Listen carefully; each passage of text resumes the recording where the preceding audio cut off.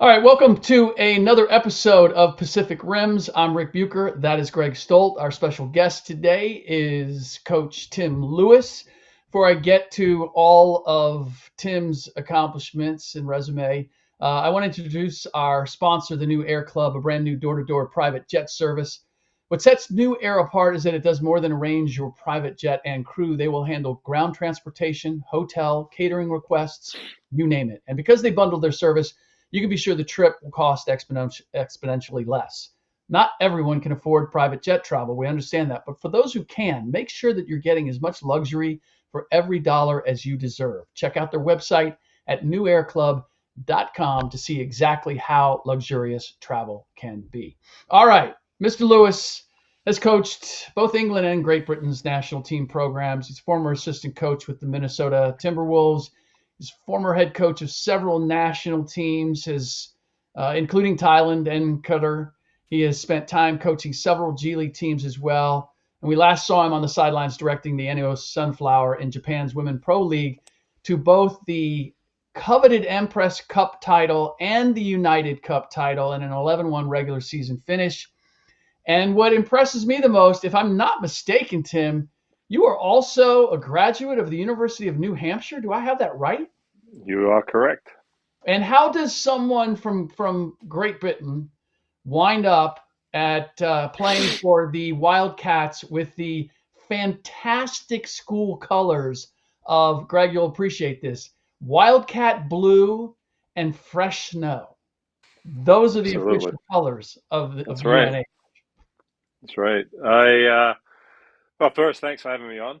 I ended up in high school in Boston. I went to high school in Boston, Don Bosco Technical High School Okay. from England. I followed Martin Clark, who played at Boston College, where he went. And then my high school coach, or assistant high school coach at the time, Tommy Cavanaugh, played at UNH and did everything to convince me to go there, despite having some schools on the West Coast, which had I known more about the West Coast now, I probably would never have gone to UNH. And ended up there. And Okay. loved the school, loved that part of the world. Both my daughters live in that New England area now. So, well, two of my three daughters. So yeah, seems many moons ago though.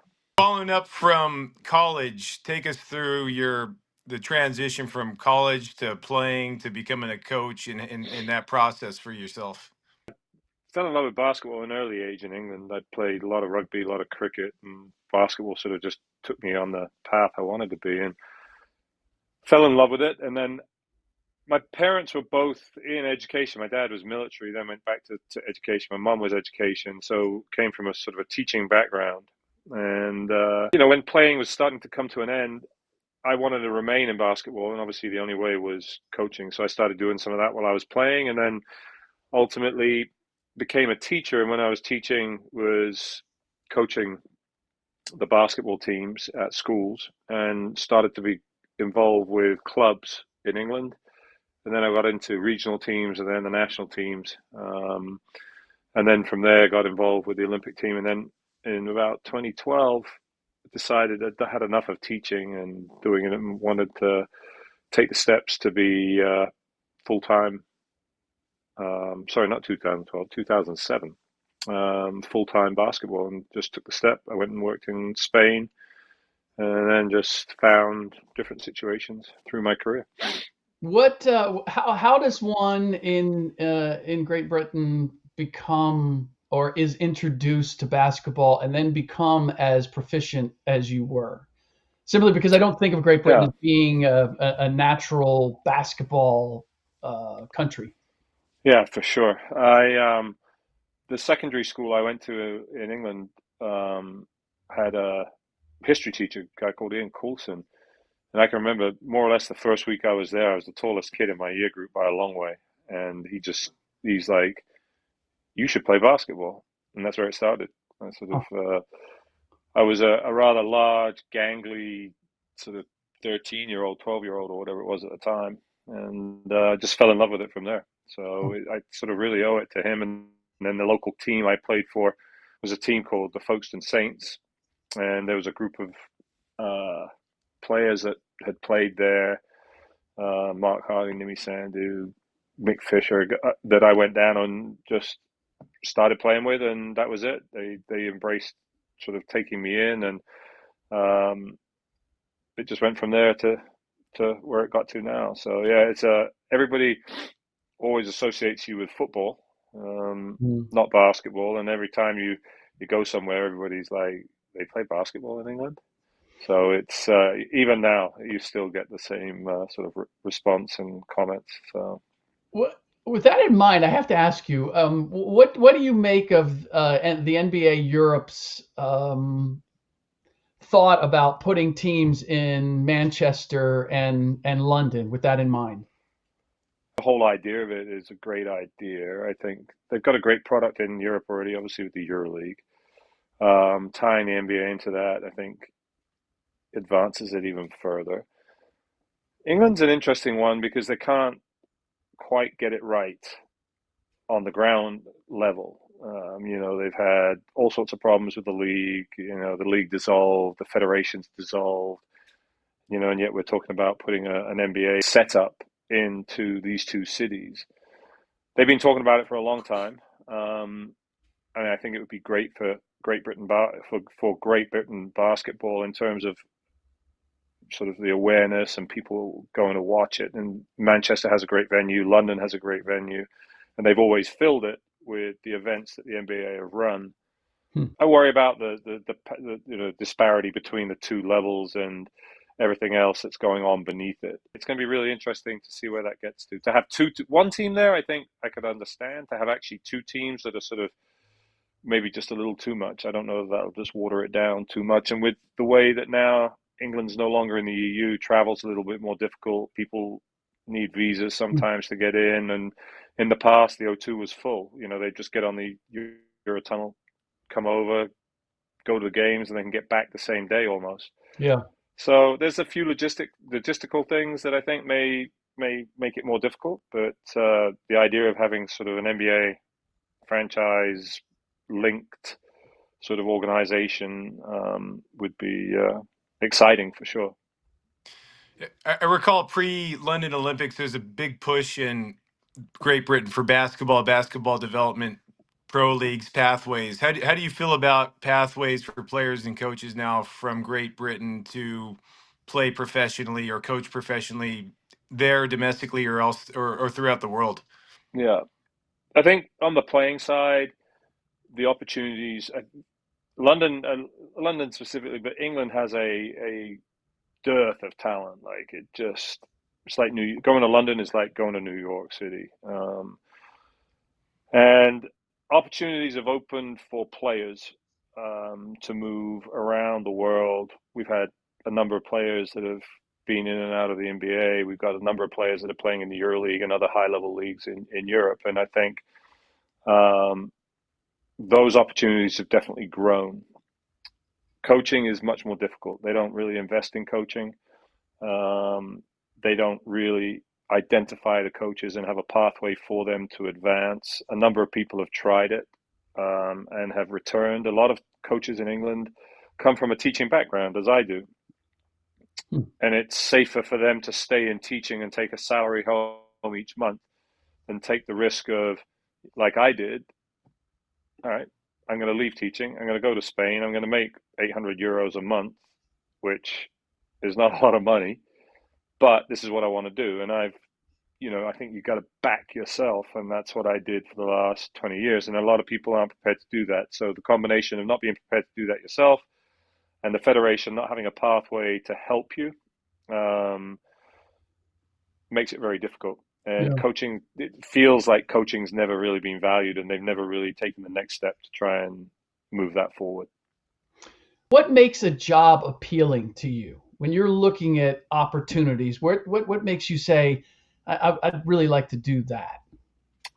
I think one of the biggest things for me is there an opportunity to go in and change and grow the team, the program that you're going. And it's winning is obviously ultimately you always want to win. I think winning always underpins it, but there's also a process to that. And I think it's going to organizations that may have the open-mindedness to say, okay, we need to build this, so we got to do that, and that's, I think, the hardest part in basketball, is being able to find those places. And I felt in Japan that especially this last situation I've been in, that was one of the things I felt that we were on the right track to doing, that they afforded you that opportunity.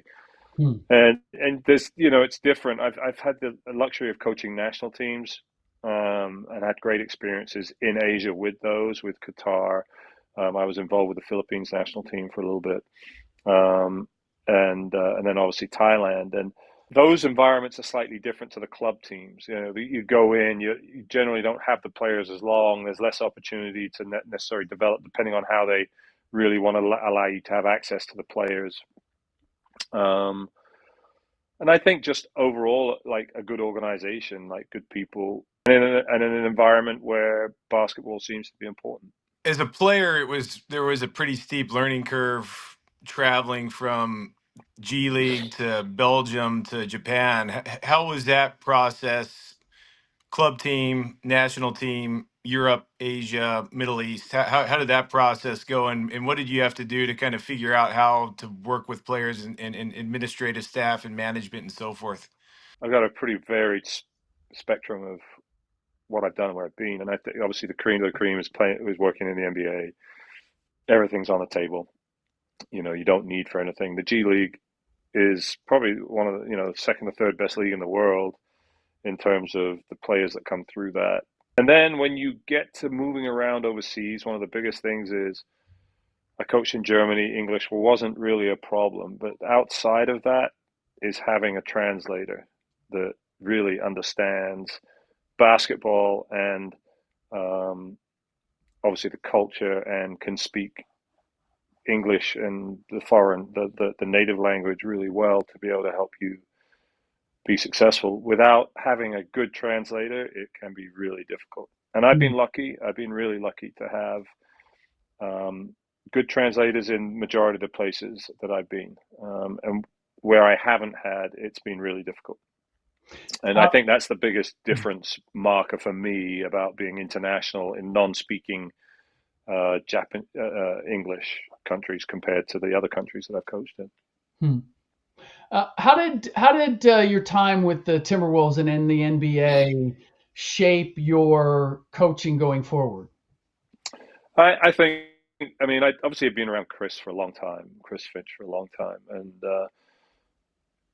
a lot of the way that we share the same philosophies about the way we play, offensively and defensively. And what it did is it helped see it at such a different level, like the way that people embraced it, and the level of information that you could give people, and the way you could stretch players.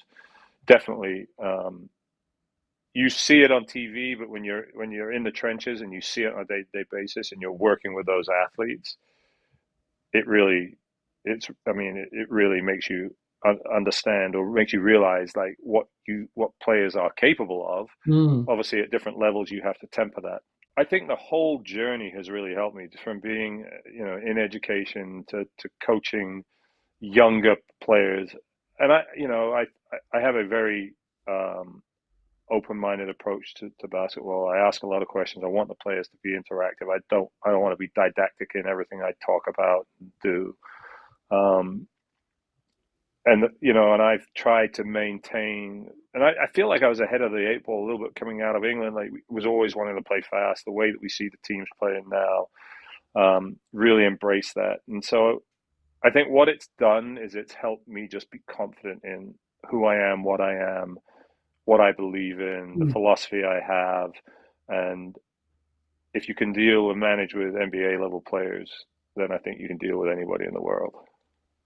And then the approach, you're going from the Minnesota Timberwolves to women's pro in Japan. How is the approach similar? How is it different dealing with NBA players to professional female players? I think, I got three daughters, so dealing, that was going into a women's team and dealing with women never scared me. All three of my daughters played. My approach, no matter where I've gone or where I've been, which team it's been, the mindset is to coach them the same way. And I think women are The women's basketball, they're super adaptable. I think there's far more room for growth with the women's on the women's side of the game. Hmm. They're a lot more flexible. They crave more detail. They ask probably a lot more questions than you would expect. But if you ask them to do something, they do it. And I think that was the big difference in dealing with a lot of NBA players sometimes. And I wasn't a head coach in the NBA. I was watching it from a distance, from behind.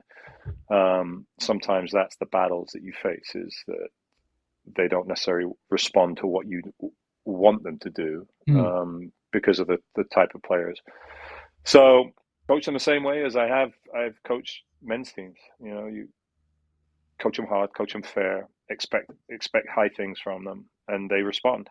This Enyos team has probably been one of the most enjoyable teams I've coached, like in terms of their willingness to respond, their ability to just improve and embrace the information that we've given them. So I think for me, that's one of the biggest things, is that they will, if you want them to do something, they may not fully believe in it, but they will take it, they'll embrace it, and they will do it.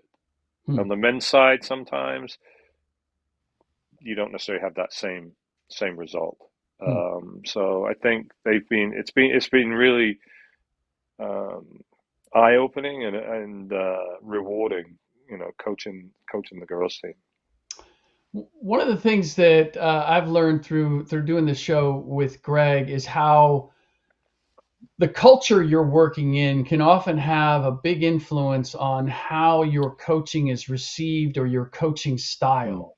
How have you, since you've coached in so many different places, where was the most challenging place for you to have your approach accepted, and how in the big picture have you managed that, being able to coach a team as you see fit to improve and build, and at the same time accommodate what the cultural elements are?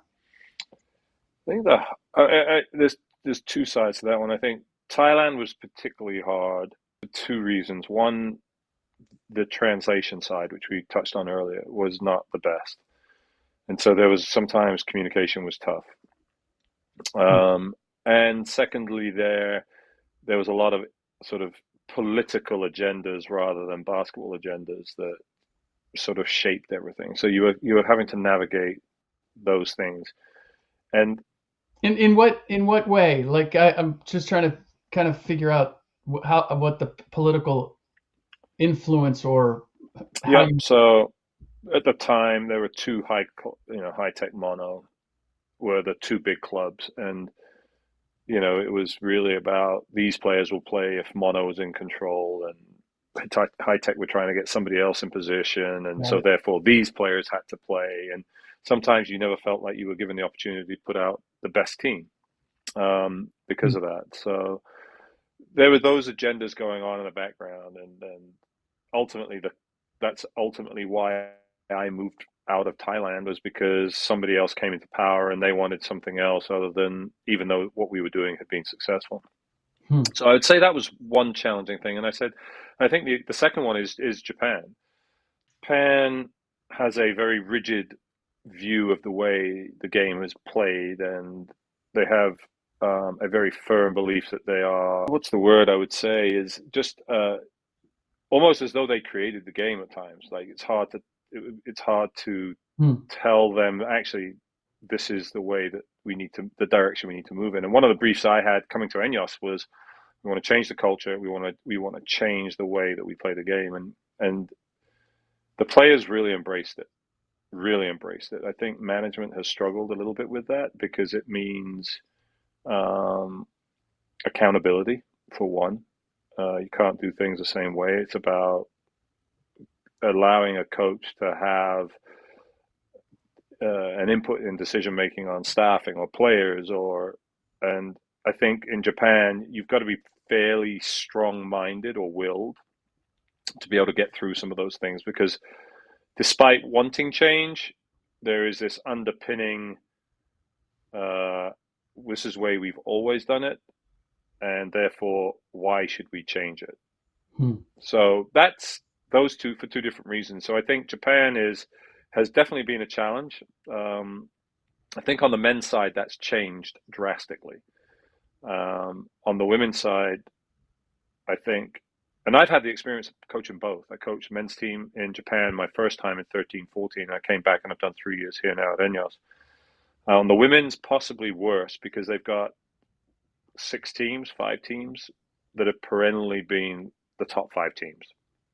And they've always done it. And ENEOS has been the powerhouse for 20 years until they went to free agency 3 years ago, and it changed everything. And I think, coming to terms with that has been hard for them, that you don't just turn up and win every year now. It's now you got to compete and you got to coach. And sometimes that even if you're doing that at a high level, that doesn't guarantee that you're going to win a championship. And so dealing with those mindsets of, we've been number one for 25 years. Why aren't we number one now? And they're not prepared to look at the other options. So slightly different situations, but those two, I would say, for different reasons, have been challenging. And how do you manage those expectations? You have the politics, you have the expectations. We've been number one for 25 years. We should continue this. Or you're in Thailand, which you're probably going to challenge. It'll probably be a challenge to beat a China or a Korea or a Japan, but everybody thinks you should. What do you do in communication and working the relationships behind the scene to kind of make expectations realistic? Yeah, I think I think having a clear game plan yourself, really identifying where we can get to, how we can do it, and having a belief. And I think having a belief that we can do that, and then really making it clear that it's not. I mean, here the season's not even 6 months. I mean, it's not a 6-month process. This is a 3-year process. This is a 4-year process, and that a lot of the time is the most challenging part about being overseas. Some of these teams won't believe in, or won't buy into that. They want immediate results. Right. They want instant results. And I think, ENEOS is part of that. Like ENEOS is, traditionally won everything. And so their expectation year to year to year is we're going to win all 3 things. Well, the league has changed. The league's got better. Players can now move from team to team. So communication with your GM, your assistant GM, is really important. And sometimes I think what I found is it's unclear if you are on the same page. I mean, Greg probably knows better than I do. They're an emotionless group of people, like very stoic, very keep their mind. They'll say yes to everything, but in the background may not agree. And so you're constantly trying to find a way to navigate that. And obviously, winning helps that. Like the growth of the players helps that. But that again, it comes down to that. Not being able to speak and understand the native language can be really frustrating at times, because you got to go through somebody else, and then you got to rely on, is that person actually saying what I really want them to say, instead of softening it up to be something that doesn't really hit the same way. So those are definitely challenges, and trying to establish those relationships, and making sure that there's a level of communication that gets passed on from one to the other to the other to the other is probably the hardest part. Before we let you go, Tim, what has been the most rewarding coaching experience that you've had? Well, I mean, coaching at the 2012 Olympics was rewarding because it's something that I think everybody's got on your checklist. I'd love to have done it as a player, but I was never good enough. I mean, coaching this team here for the last 3 years, we've got some really young players, and seeing the growth of this team has probably been one of the most sort of rewarding spells of basketball. It's been really, we started out tough, and we've gone through some struggles, and the team, seeing this team come together and sort of finish the way they did this year has been really, it was really fun. We eventually had a really good group of people around us. Um, so I would have to say this has been probably, in terms of everything, like seeing a program grow, the winning, getting to the point where we start to see the winning come back, has been really rewarding. Well, Tim, thank you so much for taking the Oh, time. you're welcome. This has been fascinating, and continued success. Safe travels wherever the game may lead you. Absolutely. And thank you again for taking the time. No, you're welcome. Anytime. I really enjoyed it. Thank you. All right. Thanks, Tim. I appreciate it. No, you're welcome. Thanks, Greg. All right. That was Tim Lewis. Dude has been everywhere, man. Like that's a guy who just loves to teach the game. I did not know that he had a teaching background, but it makes a lot of sense to me now. I want to get into we're deep into the Asian World Cup qualifying, and we've had some since last we spoke. We were, I think, on the precipice of Japan and China playing and getting the first taste of Dai Okutani coaching the Japan national team. They ended up losing that game, and then in their next game, beating Korea, if I'm not mistaken. China, meanwhile, came back to beat Japan and then came back to beat China Taipei. And I'm really curious to get your perspective on this because reading the China Morning Post, it's the Chinese team, 2 strong performances to beat China Taipei and Japan. And I am looking at it and thinking, okay, you needed dramatic comebacks against both of those teams. I don't know that that's necessarily a feather in the Chinese national team's camp. But I don't know how much you saw of those games. I'm just wondering what you think of the performance and the result. Well, a couple of things. First of all, a win is a win. So however Yeah, you do it, it doesn't really, you very won. true. Very true. Especially Um, in these instances, right? It's win and go on rather than lose and go home. and the other thing, I've been to the World Cup. I've not been to the Olympics. This qualifier, I've not been to Okinawa and I've not experienced. This is a different market here. It's an awesome place for a World Cup qualifier, a World Cup game. It's a beautiful island that's a vacation spot that's really kind of crazy for basketball. Unlike the rest of the country, Hmm. I've never been anywhere where kind of everywhere you go, basketball, you do basketball. Everywhere else in Japan, they think you play volleyball or you do something else. But in Okinawa, they have a real rich basketball culture. They have a beautiful facility. The fan base was as close as you get to an NCAA level kind of atmosphere. And so and it may have been the B-ish team of China and the B-ish team of Japan. Right. Hachimura's in the States, Yang Hansen's in the States. But for China to come in and beat Japan in the atmosphere and the setting here is not an easy. It's not an easy thing for them to do. Um, I think Japan could have won the game, but in the end, I think China was able to kind of come out in the third quarter, really press the guards in Japan.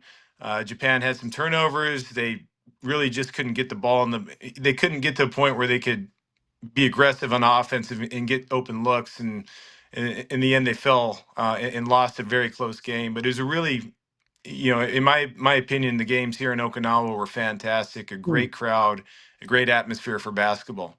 And what do you take away from the first 2 looks at Dai Okutani running the Japanese team? Compare how they played and what they did to when Tom Hovass, his predecessor, was running it. So I think it's real hard to judge Coach Dai right now. I don't. They didn't have a lot of lead. You could say it's unfair. He only had a couple weeks. He got together with the team, and he didn't have quite the relationship with the players, and he didn't have a feel for the rotations. And so I think you got to give him more time. I think the fact that he got a game against Korea, they will likely advance. They've won 3 now and lost 1. So they're in a good position to continue moving forward. I think what he did was a good job. They played around with the roster a little bit against China, and then they changed it versus Korea.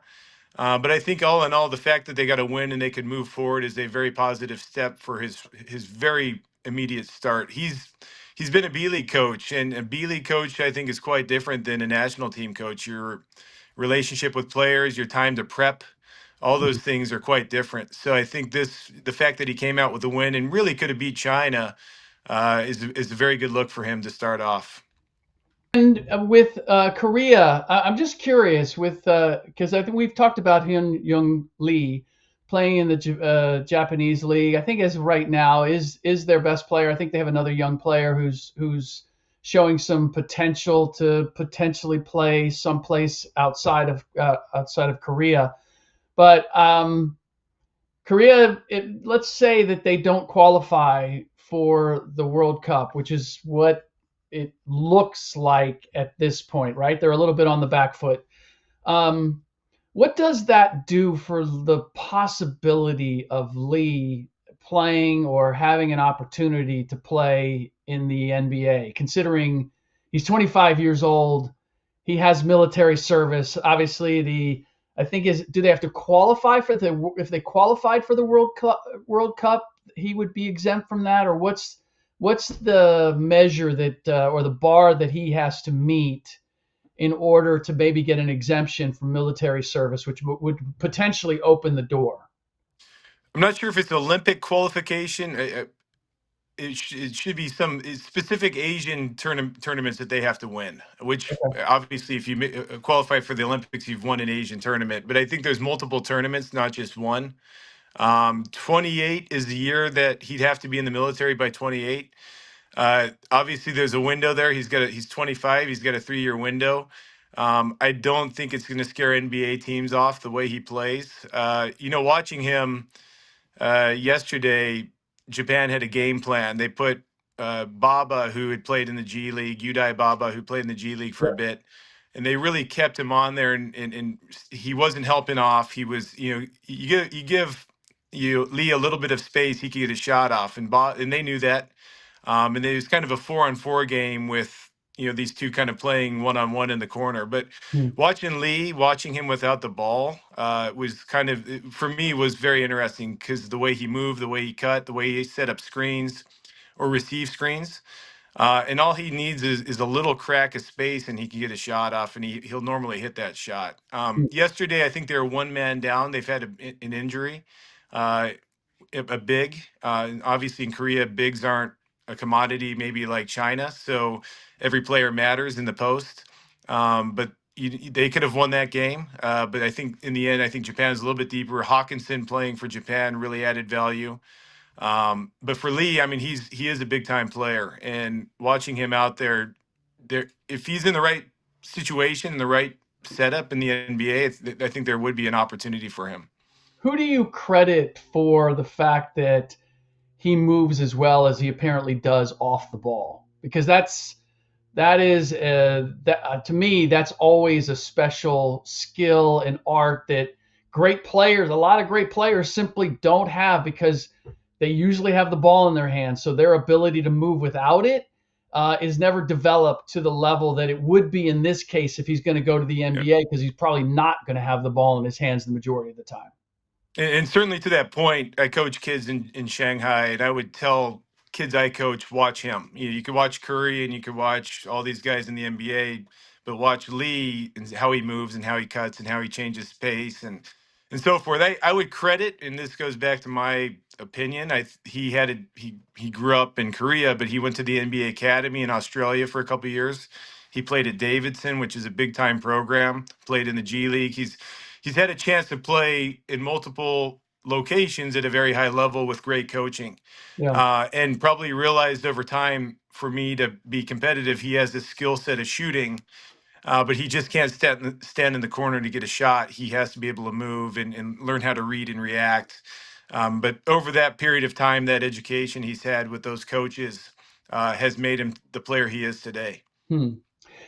We've talked about this some in terms of the route for a number of Asian countries to take the next step is being able to get outside of their sphere and compete or develop against the rest of the world, right? Or have their players grow, spend some time in the US or playing elsewhere.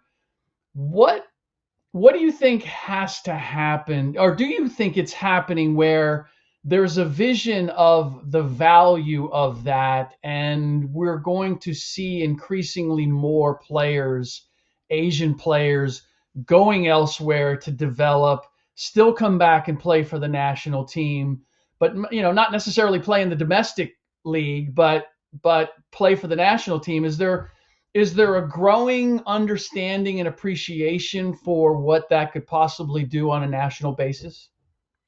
And, taking a little bit of a side, my takeaway from this weekend watching China, Japan, Korea is they were all competitive, but they also did quite a few things that if you play against Serbia, if you play against the US, if you play against Germany, uh, those things that you can get away with in Asian basketball, there'll be turnovers, there'll be deflections, there'll be dunks on the other end. Give me an example. Like, Passing, decision making and passing. So you're bringing the ball across half court. You're not pressured very heavily. You make kind of an errant pass to your teammate a little bit far away. That's going to be somebody in the U.S. or Canada or Serbia shooting the gap for a dunk. Those things add up in these games. That okay, you look at Japan, who has 17 turnovers over yesterday. They may have 25 or 26 turnovers against a Serbia or a Germany. And I think that is lack of experience at that high level. The thing, it's like any progression in the United high school to college, college to pro. You start playing at these levels. You can't do what you did in high school. You can't do what you did in college at that next level. But we get it in our system. Here, I don't think they have enough of a look at it. Now, to answer your question, it is happening. There are players that are experiencing abroad and coming back and implementing into their system. Japan had you had Togashi, who played in the G League. You had Baba, who played in the G League. Of course, you have Hawkinson and Kirk, naturalized players. You had Watanabe. China, you have a kid that grew up in Canada. You have a big player that's playing in Spain right now professionally. You have uh, Kevin Jong, who played at Montverde with RJ Barrett and played at Tulane for a couple of years. So you have more of these going on. Korea, you have Lee. You have a kid in Seattle University right now that's going to come back. So you have more and more kids. And I think obviously as people locally understand pathways and figure out, okay, who do I have to work with to take advantage of these pathways? That's happening more, I think, because of media, social media communication means 25 years ago, it was really hard because you didn't have texting and Instagram and those things. But now I think people are looking at it and seeing these guys are going abroad, coming back and being successful. I think that's what I need to do as well. right. And it's just a process and a period of time, but I think it is happening.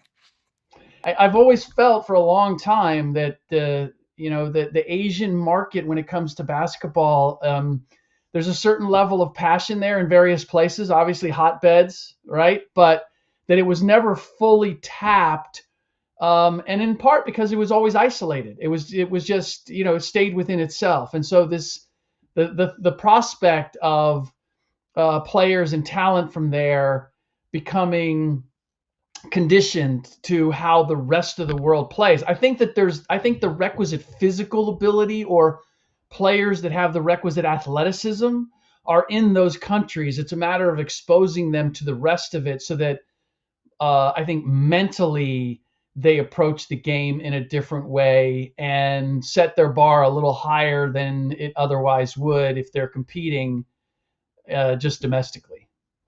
It's not gymnastics where you learn a technique and you master it, and obviously you have to master the mental game and repeat and repeat and repeat, and you're kind of competing against yourself. It's basketball where it's incredibly dynamic. Going back to yesterday's game, it was coached, the Korean team coached quite differently than the Chinese team, and the Japanese team had to see both in 2 days or 3 days. They had to be prepared. Full Yeah. court press, 2-3 zones versus man to man with really big size and a deep bench.